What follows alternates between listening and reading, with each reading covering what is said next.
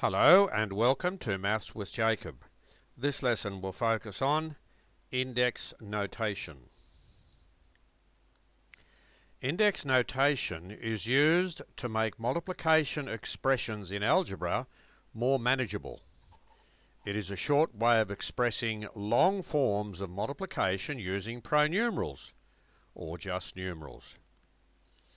When index notation is used, we are dealing with a base and an index or power as follows.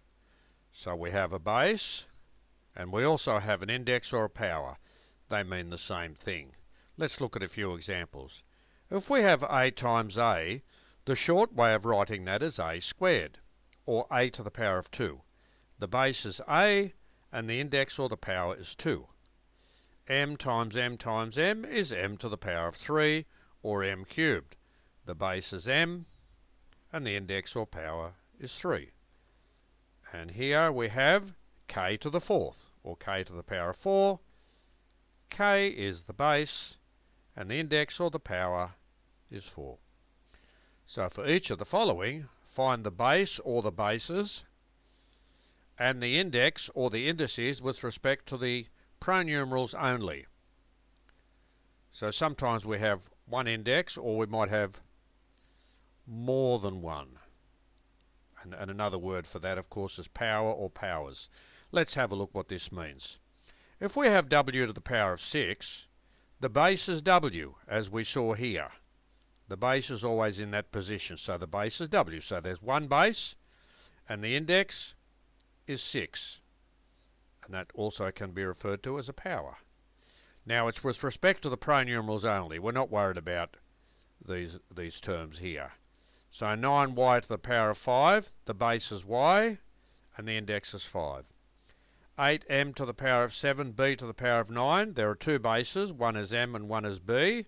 So m and b are the bases. And the indices, that's the plural of index, are 7 and 9. Write each of the following using index notation. So here's the long form, and here is the short form, 6m squared. So these are just multiplication signs here.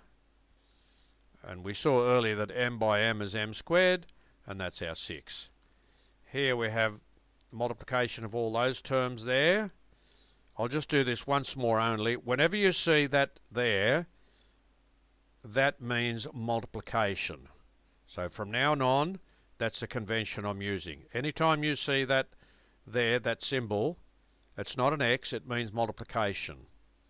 So we have 7 out in front. Now how many y's are there? 1, 2, 3, so that's y cubed. How many k's are there? 1, 2, so that's k squared. Number 3, we have 5. There's a w and another w, so that's w squared. There's a p and there's a p, so that's p squared. Those terms there. 2 times 4, excuse me, 2 times 4 is 8. M times m is m squared, and y times y is y squared. The next one, 3 times 6 times 2 is 36. We have a y here by itself, and w by w is w squared. So you can see that that is much more compact than all those terms there. Excuse me. And that's the example of using index notation. Over here we have all those terms multiplied together. 4 2's are 8. We have 1a by itself. b times b is b squared. And we have 1c there. Over here, 0.5 by 8, that's half of 8 is 4. 4 times a half is 2. d times d is d squared. So look at those, all those terms there can be shortened to 2d squared. Okay. Now we have 0.3 times 10, that's 3. And w times w times w is w cubed. So that's 3w cubed. Rewrite each of the following in expanded form by using either multiplication or division or both. So we're going the other way here.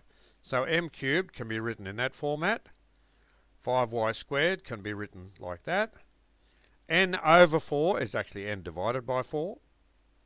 7h over 3 is 7 times h divided by 3.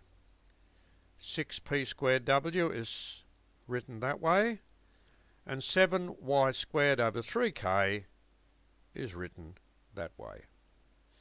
So this video has introduced us to the idea of index notation. And index notation is just a short way of writing algebraic expressions.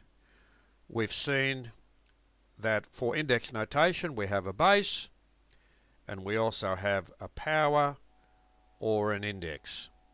And the plural of index is indices.